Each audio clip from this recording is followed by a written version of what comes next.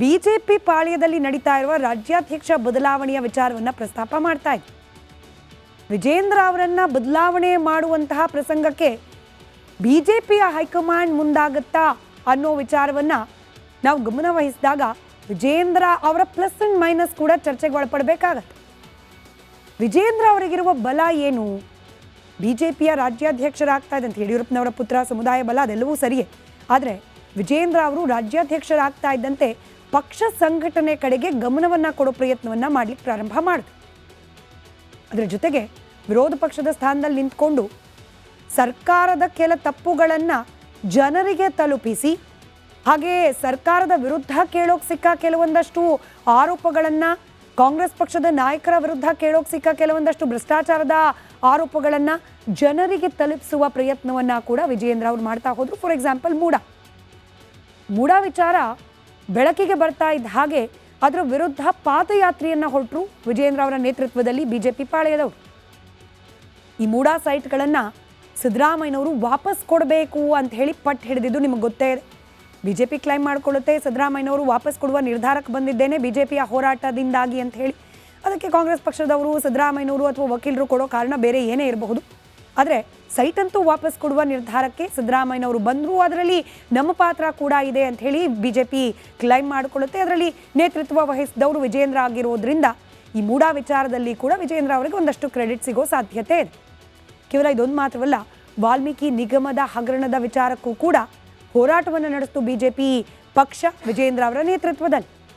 ಸಚಿವ ಬಿ ನಾಗೇಂದ್ರ ಅವರ ರಾಜೀನಾಮೆ ಪಡೆಯುವಲ್ಲಿ ಯಶಸ್ವಿಯಾದ್ವಿ ಅಂತ ಹೇಳಿ ಬಿಜೆಪಿ ಹೇಳ್ಕೊಳ್ಳುತ್ತೆ. ಇದರಲ್ಲಿ ವಿಜೇಂದ್ರ ಅವರ ಪಾತ್ರ ಕೂಡ ಇದೆ ಅನ್ನೋ ವಾದ.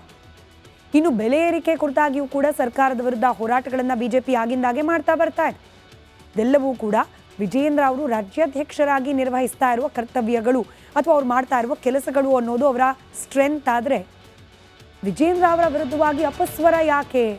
ವಿಜೇಂದ್ರ ಅವರು ಕಂಡ್ರೆ ಸಮಸ್ಯೆ ಅಂತ ಹೇಳಿ ಯಾಕೆ ಅನ್ನಿಸ್ತಾ ಇದೆ ರೆಬಲ್ಸ್ಗಳಿಗೆ?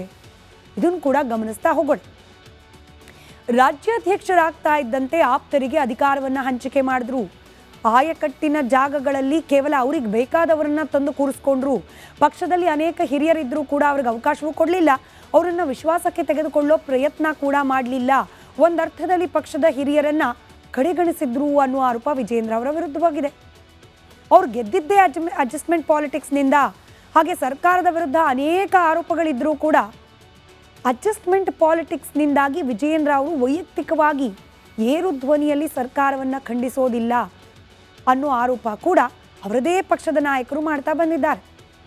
ಅನೇಕ ಹೋರಾಟಗಳನ್ನು ತಾರ್ಕಿಕ ಅಂತ್ಯಕ್ಕೆ ಧರ್ಮಸ್ಥಳ ಚಲೋ ಆಯಿತು, ವಾಲ್ಮೀಕಿ ಮೂಡ ಕೂಡ ಆಯಿತು, ಅದರದೊಂದು ತಾರ್ಕಿಕ ಅಂತ್ಯ. ವಾಲ್ಮೀಕಿ ನಿಗಮದ ಹಗರಣದಲ್ಲಿ ನಾಗೇಂದ್ರ ಅವರು ರಾಜೀನಾಮೆ ಪಡೆದಿದ್ದಾದರೂ ಸರಿಯೇ, ಆದರೆ ಅವರನ್ನು ವಾಪಸ್ ಕರೆತರೋ ಪ್ರಯತ್ನವನ್ನು ಸಿದ್ದರಾಮಯ್ಯನವರು ಮಾಡ್ತಿದ್ದಾರೆ ಅನ್ನೋದು ಕೂಡ ಅಷ್ಟೇ ಸತ್ಯ. ಮೂಡ ವಿಚಾರದಲ್ಲಿ ಹೋರಾಟ ಮಾಡಿದ್ರು ಸರಿಯೇ, ಆದರೆ ಮುಖ್ಯಮಂತ್ರಿಗಳ ರಾಜೀನಾಮೆಯನ್ನು ಆಗ್ರಹಿಸಿದ್ರು, ಅದು ಅಲ್ಲಿ ತನಕ ಹೋಗಲೇ ಇಲ್ಲ ಹೋರಾಟ ಬಿಜೆಪಿಯದ್ದು. ಇನ್ನು ಬೆಲೆ ಏರಿಕೆ ವಿಚಾರಕ್ಕೂ ಕೂಡ ಸಮರ್ಥವಾಗಿ ಒಂದು ಲಾಜಿಕಲ್ ಎಂಡ್ ಅಥವಾ ಸರ್ಕಾರಕ್ಕೆ ಬಿಸಿ ಮುಟ್ಟೋ ರೀತಿಯಲ್ಲಿ ಹೋರಾಟಗಳ ಸ್ವರ ಕೂಡ ವಿಜೇಂದ್ರ ಅವರ ವಿರುದ್ಧವಾಗಿದೆ. ಪಕ್ಷದ ಶಾಸಕರನ್ನೇ ವಿಶ್ವಾಸಕ್ಕೆ ಪಡೆಯುವಲ್ಲಿ ವಿಫಲರಾಗ್ತಾ ಇದ್ದಾರೆ ಅನ್ನೋ ಆರೋಪ.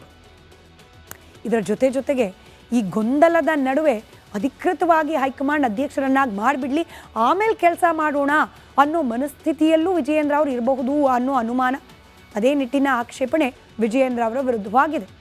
ಹೀಗಾಗಿ ಬಿಜೆಪಿ ಹೈಕಮಾಂಡ್ ಇತ್ತ ತಿರುಗಿ ನೋಡಿ ನಿರ್ಧಾರವನ್ನು ತೆಗೆದುಕೊಳ್ಳೋ ಸಂದರ್ಭದಲ್ಲಿ ಯಾವ ವಾದಕ್ಕೆ ಹೆಚ್ಚಿನ ಮನ್ನಣೆಯನ್ನು ಕೊಡುತ್ತೆ ಕಾದ್ ನೋಡೋಣ. ಬಿಜೆಪಿ ಪಾಳ್ಯದಲ್ಲಿ ನಡೀತಾ ಇರುವ ರಾಜ್ಯಾಧ್ಯಕ್ಷ ಬದಲಾವಣೆಯ ವಿಚಾರವನ್ನು ಪ್ರಸ್ತಾಪ ಮಾಡ್ತಾ ಇದೆ.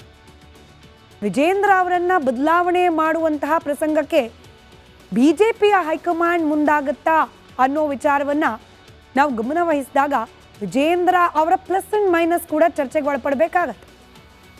ವಿಜೇಂದ್ರ ಅವರಿಗಿರುವ ಬಲ ಏನು? ಬಿಜೆಪಿಯ ರಾಜ್ಯಾಧ್ಯಕ್ಷರಾಗ್ತಾ ಇದೆ ಅಂತ ಯಡಿಯೂರಪ್ಪನವರ ಪುತ್ರ, ಸಮುದಾಯ ಬಲ ಅದೆಲ್ಲವೂ ಸರಿಯೇ. ಆದರೆ ವಿಜೇಂದ್ರ ಅವರು ರಾಜ್ಯಾಧ್ಯಕ್ಷರಾಗ್ತಾ ಇದ್ದಂತೆ ಪಕ್ಷ ಸಂಘಟನೆ ಕಡೆಗೆ ಗಮನವನ್ನು ಕೊಡೋ ಪ್ರಯತ್ನವನ್ನು ಮಾಡಲಿಕ್ಕೆ ಪ್ರಾರಂಭ ಮಾಡಿದ್ರು. ಅದರ ಜೊತೆಗೆ ವಿರೋಧ ಪಕ್ಷದ ಸ್ಥಾನದಲ್ಲಿ ನಿಂತ್ಕೊಂಡು ಸರ್ಕಾರದ ಕೆಲ ತಪ್ಪುಗಳನ್ನು ಜನರಿಗೆ ತಲುಪಿಸಿ, ಹಾಗೆ ಸರ್ಕಾರದ ವಿರುದ್ಧ ಕೇಳೋಕೆ ಸಿಕ್ಕ ಕೆಲವೊಂದಷ್ಟು ಆರೋಪಗಳನ್ನು, ಕಾಂಗ್ರೆಸ್ ಪಕ್ಷದ ನಾಯಕರ ವಿರುದ್ಧ ಕೇಳೋಕೆ ಸಿಕ್ಕ ಕೆಲವೊಂದಷ್ಟು ಭ್ರಷ್ಟಾಚಾರದ ಆರೋಪಗಳನ್ನು ಜನರಿಗೆ ತಲುಪಿಸುವ ಪ್ರಯತ್ನವನ್ನು ಕೂಡ ವಿಜಯೇಂದ್ರ ಅವರು ಮಾಡ್ತಾ ಹೋದರು. ಫಾರ್ ಎಕ್ಸಾಂಪಲ್ ಮೂಡ ವಿಚಾರ ಬೆಳಕಿಗೆ ಬರ್ತಾ ಇದ್ದ ಹಾಗೆ ಅದರ ವಿರುದ್ಧ ಪಾದಯಾತ್ರೆಯನ್ನು ಹೊರಟರು ವಿಜಯೇಂದ್ರ ಅವರ ನೇತೃತ್ವದಲ್ಲಿ ಬಿಜೆಪಿ ಪಾಳೆಯದವರು. ಈ ಮೂಡ ಸೈಟ್ಗಳನ್ನು ಸಿದ್ದರಾಮಯ್ಯನವರು ವಾಪಸ್ ಕೊಡಬೇಕು ಅಂತ ಹೇಳಿ ಪಟ್ಟು ಹಿಡಿದಿದ್ದು ನಿಮಗೆ ಗೊತ್ತೇ ಇದೆ. ಬಿಜೆಪಿ ಕ್ಲೈಮ್ ಮಾಡಿಕೊಳ್ಳುತ್ತೆ, ಸಿದ್ದರಾಮಯ್ಯನವರು ವಾಪಸ್ ಕೊಡುವ ನಿರ್ಧಾರಕ್ಕೆ ಬಂದಿದ್ದೇನೆ ಬಿಜೆಪಿಯ ಹೋರಾಟದಿಂದಾಗಿ ಅಂತ ಹೇಳಿ. ಅದಕ್ಕೆ ಕಾಂಗ್ರೆಸ್ ಪಕ್ಷದವರು, ಸಿದ್ದರಾಮಯ್ಯನವರು ಅಥವಾ ವಕೀಲರು ಕೊಡೋ ಕಾರಣ ಬೇರೆ ಏನೇ ಇರಬಹುದು. ಆದರೆ ಸೈಟ್ ಅಂತೂ ವಾಪಸ್ ಕೊಡುವ ನಿರ್ಧಾರಕ್ಕೆ ಸಿದ್ದರಾಮಯ್ಯನವರು ಬಂದರು, ಅದರಲ್ಲಿ ನಮ್ಮ ಪಾತ್ರ ಕೂಡ ಇದೆ ಅಂತ ಹೇಳಿ ಬಿಜೆಪಿ ಕ್ಲೈಮ್ ಮಾಡಿಕೊಳ್ಳುತ್ತೆ. ಅದರಲ್ಲಿ ನೇತೃತ್ವ ವಹಿಸಿದವರು ವಿಜಯೇಂದ್ರ ಆಗಿರೋದ್ರಿಂದ ಈ ಮೂಡ ವಿಚಾರದಲ್ಲಿ ಕೂಡ ವಿಜಯೇಂದ್ರ ಅವರಿಗೆ ಒಂದಷ್ಟು ಕ್ರೆಡಿಟ್ ಸಿಗೋ ಸಾಧ್ಯತೆ ಇದೆ. ಕೇವಲ ಇದೊಂದು ಮಾತ್ರವಲ್ಲ, ವಾಲ್ಮೀಕಿ ನಿಗಮದ ಹಗರಣದ ವಿಚಾರಕ್ಕೂ ಕೂಡ ಹೋರಾಟವನ್ನು ನಡೆಸಿತು ಬಿಜೆಪಿ ಪಕ್ಷ ವಿಜಯೇಂದ್ರ ಅವರ ನೇತೃತ್ವದಲ್ಲಿ. ಸಚಿವ ಬಿ ನಾಗೇಂದ್ರ ಅವರ ರಾಜೀನಾಮೆ ಪಡೆಯುವಲ್ಲಿ ಯಶಸ್ವಿಯಾದ್ವಿ ಅಂತ ಹೇಳಿ ಬಿಜೆಪಿ ಹೇಳ್ಕೊಳ್ಳುತ್ತೆ. ಇದರಲ್ಲಿ ವಿಜಯೇಂದ್ರ ಅವರ ಪಾತ್ರ ಕೂಡ ಇದೆ ಅನ್ನೋ ವಾದ. ಇನ್ನು ಬೆಲೆ ಏರಿಕೆ ಕುರಿತಾಗಿಯೂ ಕೂಡ ಸರ್ಕಾರದ ವಿರುದ್ಧ ಹೋರಾಟಗಳನ್ನು ಬಿಜೆಪಿ ಆಗಿಂದಾಗೆ ಮಾಡ್ತಾ ಬರ್ತಾ ಇದೆ.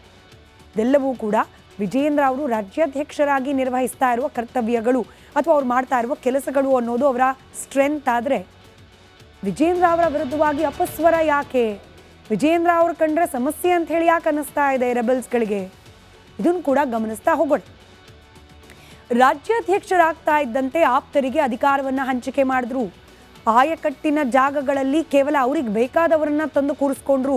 ಪಕ್ಷದಲ್ಲಿ ಅನೇಕ ಹಿರಿಯರಿದ್ದರೂ ಕೂಡ ಅವ್ರಿಗೆ ಅವಕಾಶವೂ ಕೊಡಲಿಲ್ಲ. ಅವರನ್ನು ವಿಶ್ವಾಸಕ್ಕೆ ತೆಗೆದುಕೊಳ್ಳೋ ಪ್ರಯತ್ನ ಕೂಡ ಮಾಡಲಿಲ್ಲ. ಒಂದರ್ಥದಲ್ಲಿ ಪಕ್ಷದ ಹಿರಿಯರನ್ನ ಕಡೆಗಣಿಸಿದ್ರು ಅನ್ನೋ ಆರೋಪ ವಿಜಯೇಂದ್ರ ಅವರ ವಿರುದ್ಧವಾಗಿದೆ. ಅವ್ರು ಗೆದ್ದಿದ್ದೇ ಅಡ್ಜಸ್ಟ್ಮೆಂಟ್ ಪಾಲಿಟಿಕ್ಸ್ನಿಂದ. ಹಾಗೆ ಸರ್ಕಾರದ ವಿರುದ್ಧ ಅನೇಕ ಆರೋಪಗಳಿದ್ರೂ ಕೂಡ ಅಡ್ಜಸ್ಟ್ಮೆಂಟ್ ಪಾಲಿಟಿಕ್ಸ್ನಿಂದಾಗಿ ವಿಜಯೇಂದ್ರ ಅವರು ವೈಯಕ್ತಿಕವಾಗಿ ಏರು ಧ್ವನಿಯಲ್ಲಿ ಸರ್ಕಾರವನ್ನು ಖಂಡಿಸೋದಿಲ್ಲ ಅನ್ನೋ ಆರೋಪ ಕೂಡ ಅವರದೇ ಪಕ್ಷದ ನಾಯಕರು ಮಾಡ್ತಾ ಬಂದಿದ್ದಾರೆ. ಅನೇಕ ಹೋರಾಟಗಳನ್ನು ತಾರ್ಕಿಕ ಅಂತ್ಯಕ್ಕೆ ಧರ್ಮಸ್ಥಳ ಚಲೋ ಆಯಿತು, ವಾಲ್ಮೀಕಿ ಮೂಡ ಕೂಡ ಆಯಿತು. ಆದರೆ ಅದೊಂದು ತಾರ್ಕಿಕ ಅಂತ್ಯ. ವಾಲ್ಮೀಕಿ ನಿಗಮದ ಹಗರಣದಲ್ಲಿ ನಾಗೇಂದ್ರ ಅವರು ರಾಜೀನಾಮೆ ಪಡೆದಿದ್ದಾದರೂ ಸರಿಯೇ, ಆದರೆ ಅವರನ್ನು ವಾಪಸ್ ಕರೆತರೋ ಪ್ರಯತ್ನವನ್ನು ಸಿದ್ದರಾಮಯ್ಯನವರು ಮಾಡ್ತಿದ್ದಾರೆ ಅನ್ನೋದು ಕೂಡ ಅಷ್ಟೇ ಸತ್ಯ. ಮೂಡ ವಿಚಾರದಲ್ಲಿ ಹೋರಾಟ ಮಾಡಿದ್ರು ಸರಿಯೇ, ಆದರೆ ಮುಖ್ಯಮಂತ್ರಿಗಳ ರಾಜೀನಾಮೆಯನ್ನು ಆಗ್ರಹಿಸಿದ್ರು, ಅದು ಅಲ್ಲಿ ತನಕ ಹೋಗಲೇ ಇಲ್ಲ ಹೋರಾಟ ಬಿಜೆಪಿಯದ್ದು. ಇನ್ನು ಬೆಲೆ ಏರಿಕೆ ವಿಚಾರಕ್ಕೂ ಕೂಡ ಸಮರ್ಥವಾಗಿ ಒಂದು ಲಾಜಿಕಲ್ ಎಂಡ್ ಅಥವಾ ಸರ್ಕಾರಕ್ಕೆ ಸ್ವರ ಕೂಡ ವಿಜಯೇಂದ್ರ ಅವರ ವಿರುದ್ಧವಾಗಿದೆ. ಪಕ್ಷದ ಶಾಸಕರನ್ನೇ ವಿಶ್ವಾಸಕ್ಕೆ ಪಡಿತಾ ಇಲ್ಲ, ಪಡೆಯುವಲ್ಲಿ ವಿಫಲರಾಗ್ತಾ ಇದ್ದಾರೆ ಅನ್ನೋ ಆರೋಪ. ಇದರ ಜೊತೆಗೆ ಈ ಗೊಂದಲದ ನಡುವೆ ಅಧಿಕೃತವಾಗಿ ಹೈಕಮಾಂಡ್ ಅಧ್ಯಕ್ಷರನ್ನಾಗಿ ಮಾಡಿಬಿಡ್ಲಿ, ಆಮೇಲೆ ಕೆಲಸ ಮಾಡೋಣ ಅನ್ನೋ ಮನಸ್ಥಿತಿಯಲ್ಲೂ ವಿಜಯೇಂದ್ರ ಅವರು ಇರಬಹುದು ಅನ್ನೋ ಅನುಮಾನ. ಅದೇ ನಿಟ್ಟಿನ ಆಕ್ಷೇಪಣೆ ವಿಜಯೇಂದ್ರ ಅವರ ವಿರುದ್ಧವಾಗಿದೆ. ಹೀಗಾಗಿ ಬಿಜೆಪಿ ಹೈಕಮಾಂಡ್ ಇತ್ತ ತಿರುಗಿ ನೋಡಿ ನಿರ್ಧಾರವನ್ನು ತೆಗೆದುಕೊಳ್ಳೋ ಸಂದರ್ಭದಲ್ಲಿ ಯಾವ ವಾದಕ್ಕೆ ಹೆಚ್ಚಿನ ಮನ್ನಣೆಯನ್ನು ಕೊಡುತ್ತೆ ಕಾದ್ ನೋಡೋಣ. ಬಿಜೆಪಿ ಪಾಳ್ಯದಲ್ಲಿ ನಡೀತಾ ಇರುವ ರಾಜ್ಯಾಧ್ಯಕ್ಷ ಬದಲಾವಣೆಯ ವಿಚಾರವನ್ನು ಪ್ರಸ್ತಾಪ ಮಾಡ್ತಾ ಇದೆ. ವಿಜಯೇಂದ್ರ ಅವರನ್ನ ಬದಲಾವಣೆ ಮಾಡುವಂತಹ ಪ್ರಸಂಗಕ್ಕೆ ಬಿಜೆಪಿಯ ಹೈಕಮಾಂಡ್ ಮುಂದಾಗತ್ತಾ ಅನ್ನೋ ವಿಚಾರವನ್ನು ನಾವು ಗಮನ ವಹಿಸಿದಾಗ ವಿಜಯೇಂದ್ರ ಅವರ ಪ್ಲಸ್ ಅಂಡ್ ಮೈನಸ್ ಕೂಡ ಚರ್ಚೆಗೆ ಒಳಪಡಬೇಕಾಗತ್ತೆ. ವಿಜಯೇಂದ್ರ ಅವರಿಗಿರುವ ಬಲ ಏನು? ಬಿಜೆಪಿಯ ರಾಜ್ಯಾಧ್ಯಕ್ಷರಾಗ್ತಾ ಇದ್ದಂತೆ